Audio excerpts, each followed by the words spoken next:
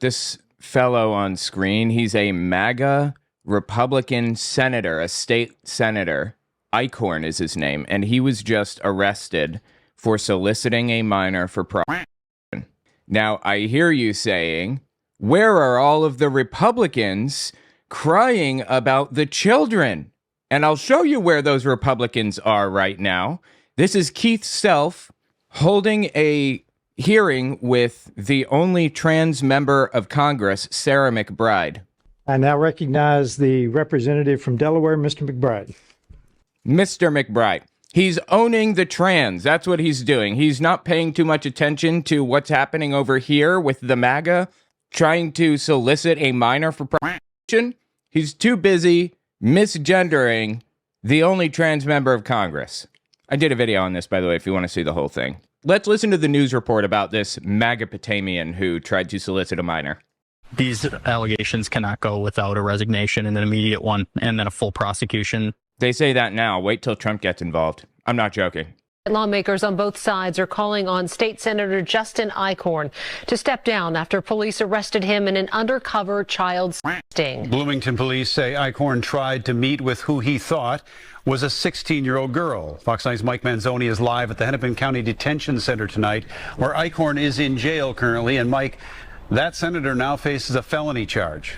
By the way, the algorithm is hitting me hard right now, completely ignoring me. So I'd appreciate if you watched to the end of the video. Having increased watch time as a percentage and a raw number is what pushes the video further. Also check out my books, owenmorgan.com. All right, back to the video.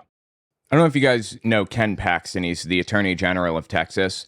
He famously is basically as corrupt as they come. He gave special treatment to some of his donors. Like one of his donors, I don't remember what it was. One of his donors' kids got in trouble and he overlooked it completely for a bribe. I don't remember. Anyway, it was really, really bad. And on top of that, Ken Paxton shows up to the floor of the House drunk. Drunk! It was so bad, the brazen open corruption, that he was impeached by his own party, by the Republicans of Texas. He was done for. That was it. Nail in coffin. Until Donald Trump got involved and started this whole media campaign about how people change and he's innocent anyway. And this is just the do-nothing Democrats trying to hurt a good man and all that other stupid stuff. So I would like to think that they're going to push this through quickly enough that Donald Trump doesn't have an opportunity to say, people change. I hope they put him in prison for the rest of his life for this, before Trump gets his mitts on him. Yeah, Randy and Kelsey, prosecutors haven't charged him yet, but police say that will happen soon. And tonight, his own colleagues say he needs to go, and he needs to go now. Again, his colleagues say that now. We'll see if that sticks. This is Eichhorn's mugshot taken shortly after. Why does he look like somebody that would touch a kid?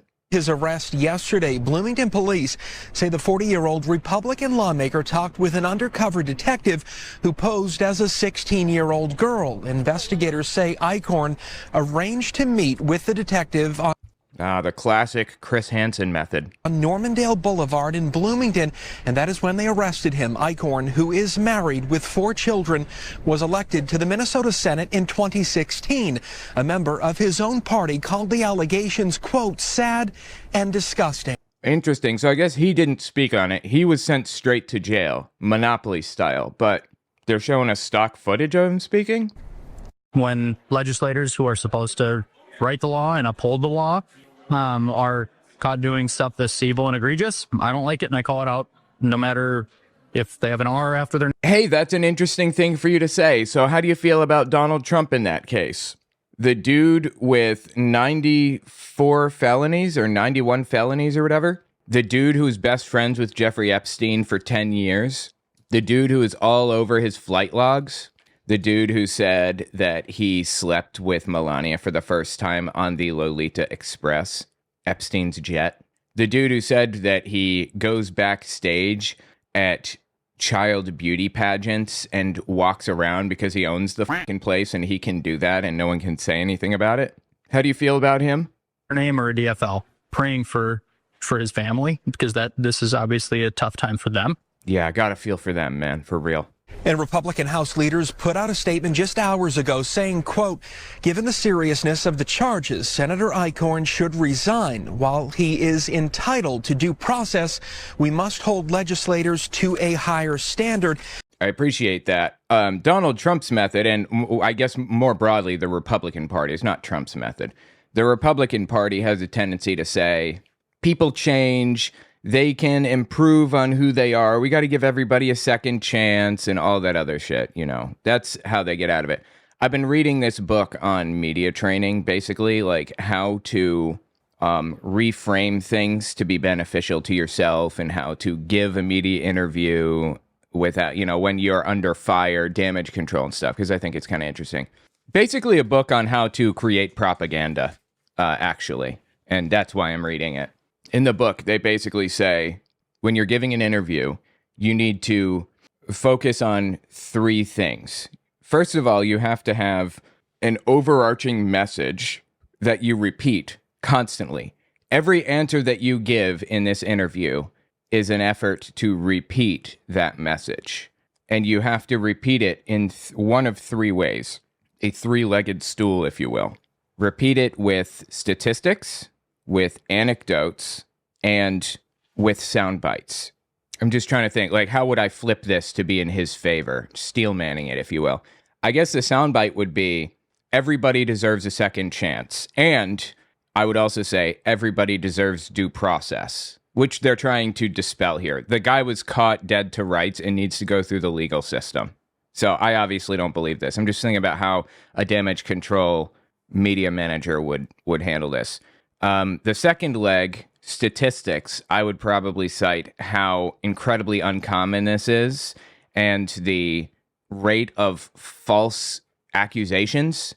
And I would also cite the rate of people being reformed and, like, you know, getting out of prison because they've corrected their life. And then for anecdotes, I would cite somebody who was falsely accused, preferably somebody that's very politically charged. Like I would say, Andrew Tate's been accused of all of this stuff in the media and he didn't do any of it. You know, obviously he did, but that's how a social media damage control expert would probably frame this, I think. So we have to, like, they're cutting this off at the pass. There are Republicans in the Senate right now, or the House Republican leaders, I mean. I'm hoping that they push him through the process as quickly as humanly possible so nobody has a chance to rehabilitate his image. And the Minnesota DFL also put out a statement earlier saying in part, quote, the facts presented by the Bloomington Police Department make it clear that Senator Eichhorn is an immediate danger to the public and must resign immediately. Now, if Eichhorn were to resign, it wouldn't cause any major changes or any major... I was curious, DFL apparently, Minnesota DFL is Democratic Farmer Labor Party. It's just the Democrats, basically. Now, if Eichhorn were to resign, it wouldn't cause any major changes or any major shakeup in the Minnesota Senate. That is because Democrats are in the majority there. So he can be removed and it means absolutely nothing. We're live in downtown Minneapolis tonight. Mike Manzoni, Fox 9. Wow, man. Just, why am I not surprised that this happened? Why is this, like, why have I come to expect this type of thing? Local perspective. Senator John Eichhorn, 40, 3 kids. Did they say 3 kids or 4 kids? 40 years old, arrested on March 17th in Bloomington. The Bloomington Police Department says they communicated with a man who thought he was talking to a 17-year-old girl. Thought they said 16-year-old girl. On March... Oh, see, and this is another thing that, like, a media damage control person would get into. They would create this... They would drive a wedge right here. Was it 16 or 17? I think it's all lies, you know. The whole thing is blown apart because we didn't report the age correctly. We're 1 year off. I really hope they get this guy before Trump gets involved, honestly. On March 17th, a detective arranged to meet with him near the 8300 block of Normandale Boulevard.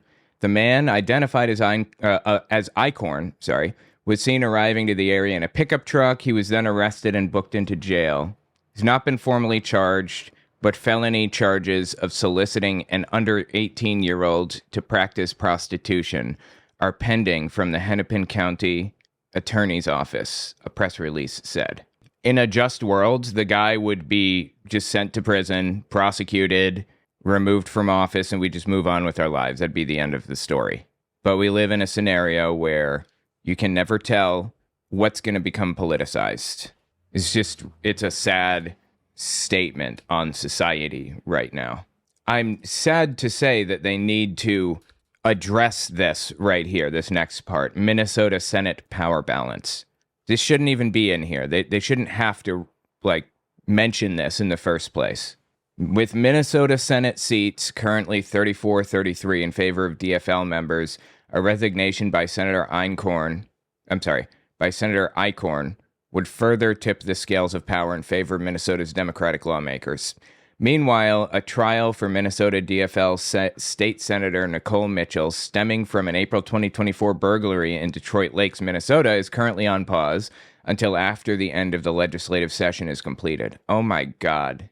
The Senate has a responsibility to hold itself to the highest standards, said Minnesota Senator Republican leader Mark Johnson in a previous statement, referring to her motion to delay any decision until after the session.